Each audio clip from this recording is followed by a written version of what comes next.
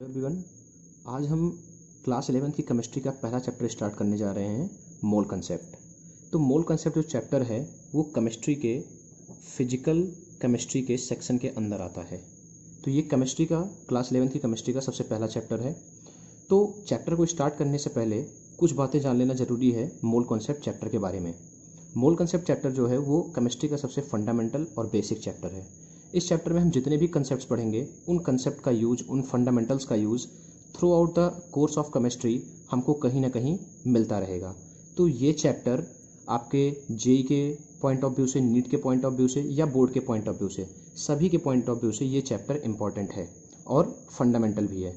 तो let's get start with the chapter. सबसे पहला जो टॉपिक हम इस चैप्टर में कवर करेंगे वो है एटॉमिक मास। तो एटॉमिक मास का मतलब क्या होता है? एटॉमिक मास का मतलब होता है मास ऑफ वन एटम। किसी भी एलिमेंट के एक एटम का जो मास होता है उसको हम बोलेंगे एटॉमिक मास। जैसे मैं बात करूं सोडियम की, मुझसे कोई पूछता है कि सोडियम का एटॉमिक मास बताओ, इसका मतलब मुझसे वो सोडियम के एक एटम का मास पूछ रहा है, ठीक है ना। तो जब 19वीं सेंचुरी में साइंटिस्ट एटम के मास को डिफाइन करने की कोशिश कर रहे थे, तो आप खुद ही सोचिए, एटम का साइज बहुत छोटा होता है, उसका जो वेट होता है वो बहुत लाइट वेट होता है। तो इतने छोटे शेप और साइज वाले एटम का मास कैलकुलेट करना कितना मुश्किल रहा होगा। तो साइंटिस्ट के पास कोई ऐसा सोफिस्टिकेटेड इंस्ट्रूमेंट या इक्विपमेंट नहीं था जिससे इतने छोटे साइज वाले पार्टिकल का वेट मेजर किया जा सके। तो साइंटिस्ट लोगों ने क्या किया, उन्होंने एक स्टैंडर्ड डिसाइड किया जिसके बेसिस पे उन्होंने एटम्स के मास को डिसाइड करना शुरू किया। तो स्टार्टिंग में लोगों ने क्या किया, स्टार्टिंग में लोगों ने सबसे पहले हाइड्रोजन को अपना स्टैंडर्ड माना। किसको अपना स्टैंडर्ड माना था? हाइड्रोजन को अपना स्टैंडर्ड माना। हाइड्रोजन के वेट को उन लोगों ने 1 मान लिया और इसी के बेसिस पे बाकी एलिमेंट्स के एटॉमिक वेट को डिसाइड करना शुरू कर दिया। बट धीरे धीरे उन्होंने क्या किया, इस स्टैंडर्ड को चेंज करके ऑक्सीजन पे ला दिया। हाइड्रोजन के बाद स्टैंडर्ड चेंज होके ऑक्सीजन पे आ गया। तो ऑक्सीजन को स्टैंडर्ड मान के बाकी एटम्स के वेट को डिसाइड किया गया। फाइनली जो हमारा आज प्रेजेंट सिस्टम है वो कार्बन 12 को एज अ स्टैंडर्ड मान के लिया जाता है। सो फाइनली कार्बन 12 को एज अ स्टैंडर्ड मान लिया गया। तो कार्बन 12 को एज अ स्टैंडर्ड मान के किया क्या कि कार्बन 12 के एक एटम का जो मास होता है, या इसी को मैं बोलूँ एटॉमिक मास ऑफ कार्बन, तो एटॉमिक मास ऑफ कार्बन को 12 AMU मान लिया गया और इसी के बेसिस पे हर एक एटम के मास को डिसाइड किया गया।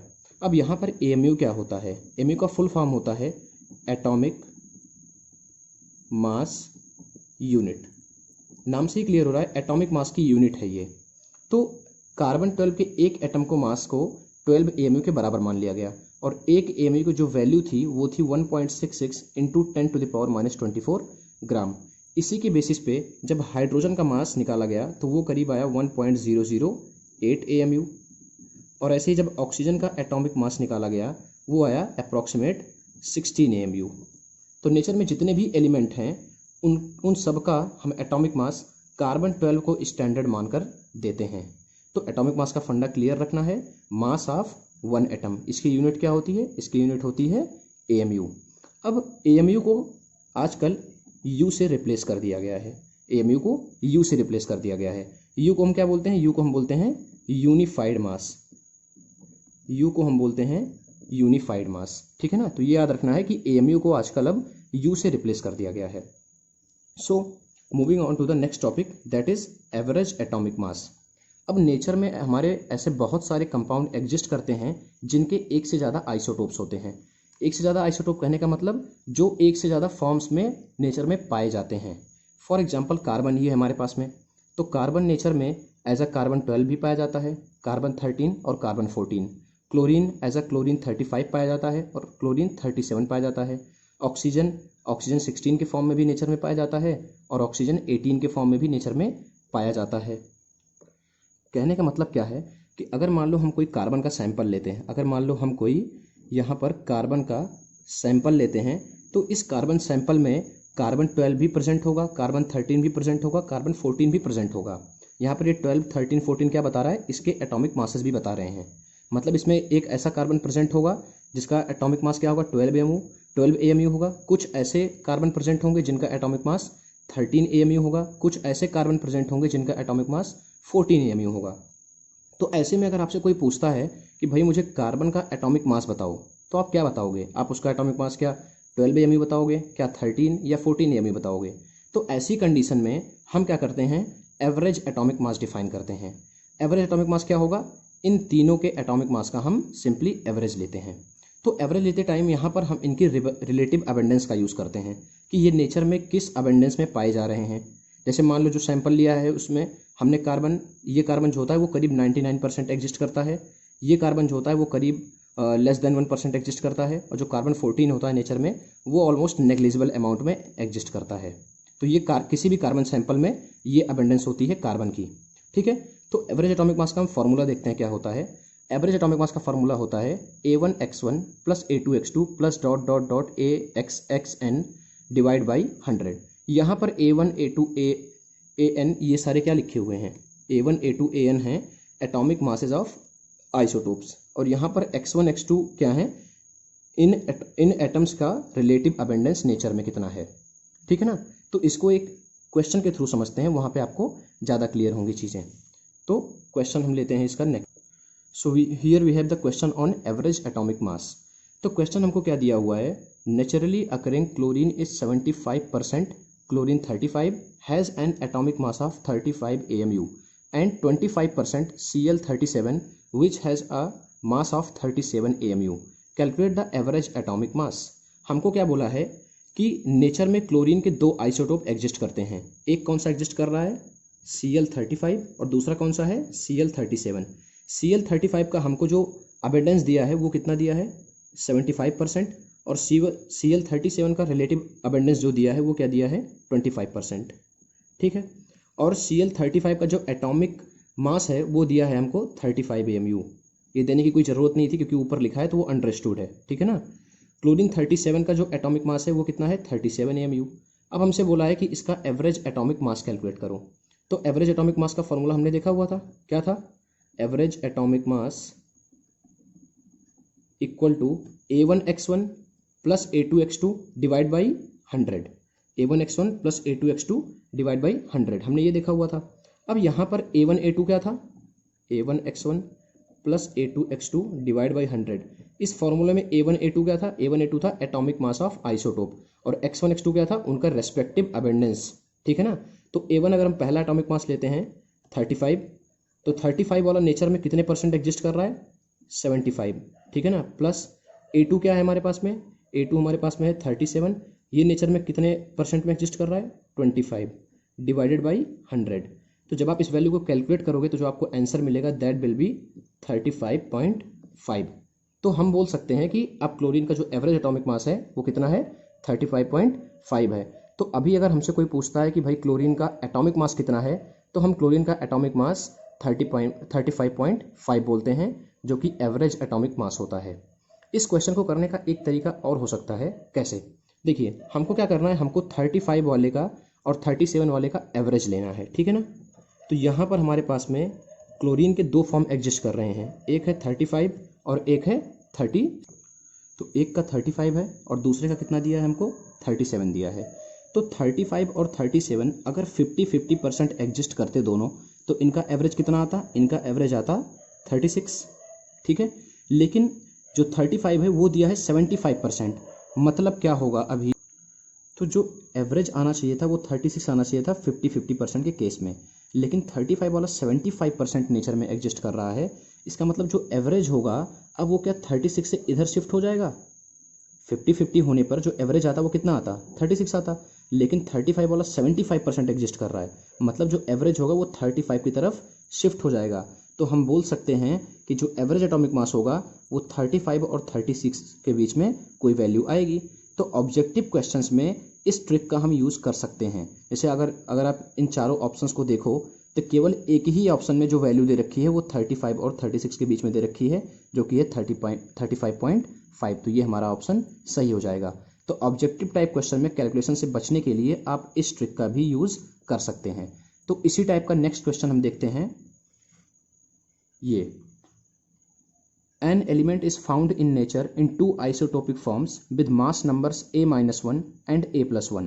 If the average atomic mass of the element is found to be a, then the relative abundance of the heavier isotope in the nature will be।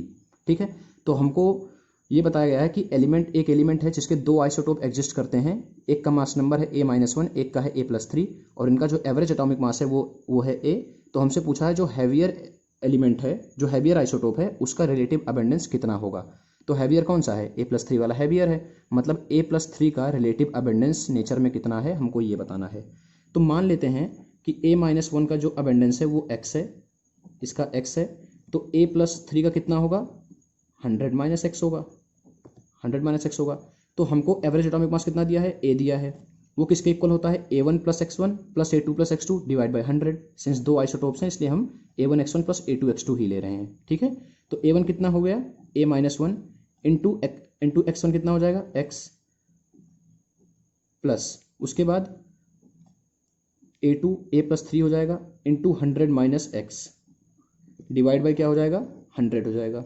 इसको सॉल्व करते हैं, ये कितना आएगा, यहाँ पर आ जाएगा ये 100A will be equal to AX - x plus ये हो जाएगा 100A प्लस 300 माइनस AX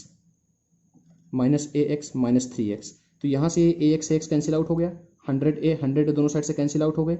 यहाँ पर अगर आप देखिए तो यहाँ पर 300 - 4x will be equal to 0। तो यहाँ से मैं लिख सकता हूँ 4x will be equal to 300।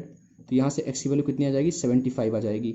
तो x तो है लाइटर एलिमेंट का अबेंडेंस, तो हमसे पूछा है हैवियर एलिमेंट का, हैवियर आइसोटोप का। तो हैवियर आइसोटोप का कितना हो जाएगा, 100 - x दैट विल बी 25। तो इस क्वेश्चन में हमारा आंसर क्या हो जाएगा, 25% हो जाएगा। अब इस क्वेश्चन को हम पुराने वाले अपने ट्रिक से करते हैं कि हमको दो आइसोटोप पता है कौन कौन से हैं, जिसका मास कितना है, एक का A-1 दूसरे का A+3। तो एक का है A-1 और दूसरे का है A+3।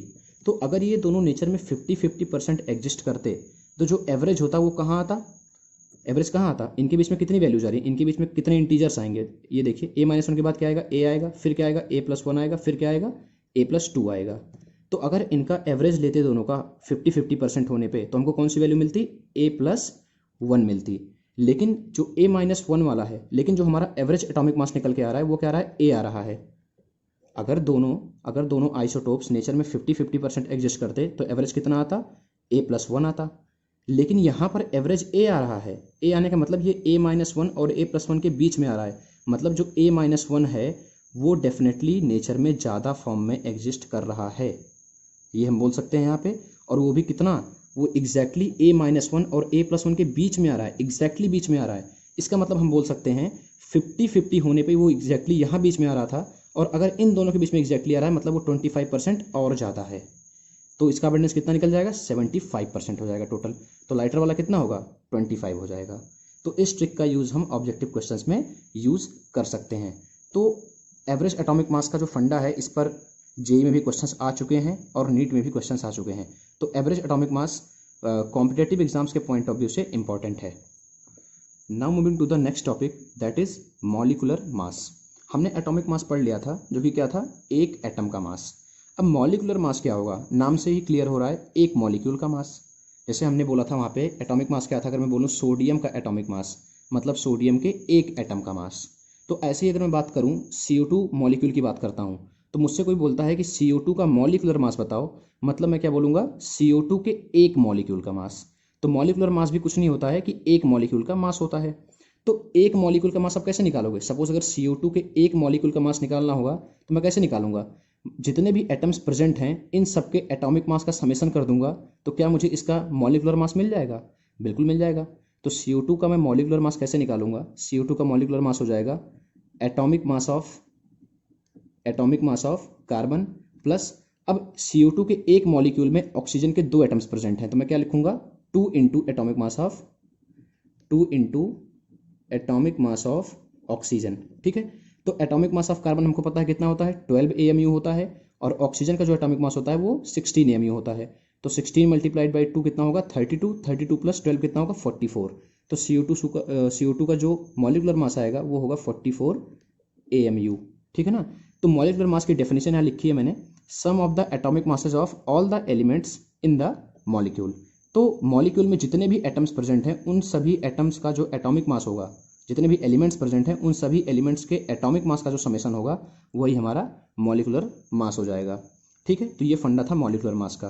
तो मोल कंसेप्ट में हमको एलिमेंट्स के एटॉमिक मास और कुछ पर्टिकुलर मॉलिक्यूल्स हैं जिनके मॉलिक्यूलर मास का आइडिया होना ज़रूरी है, क्योंकि ये मोल कंसेप्ट के चैप्टर में फ्रीक्वेंटली यूज़ होते रहेंगे, क्वेश्चंस में यूज़ होते रहेंगे।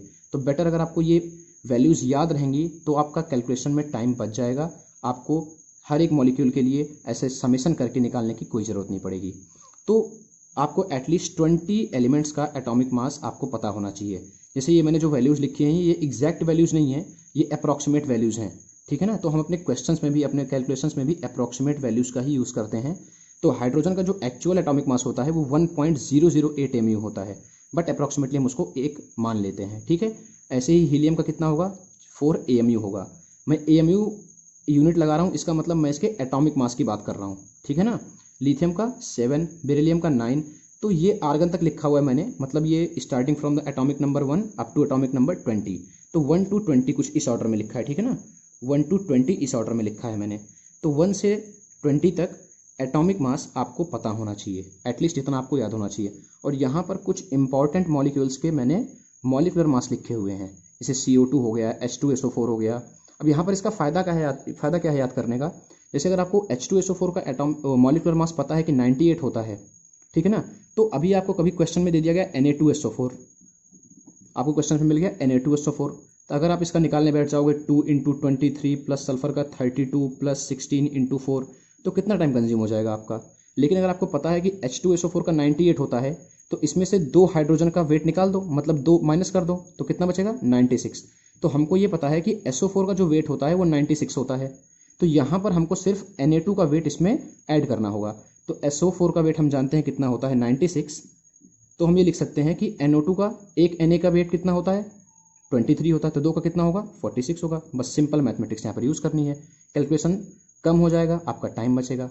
तो ये जो एलिमेंट्स के एटॉमिक मास लिखे हैं 1 से 20 तक, और ये कुछ पर्टिकुलर मॉलिक्यूल्स के जो मॉलिक्यूलर मास लिखे हैं, ये याद होने से हमारा टाइम कंज्यूम कम होगा और क्वेश्चंस में एफिशिएंसी हमारी बढ़ जाएगी।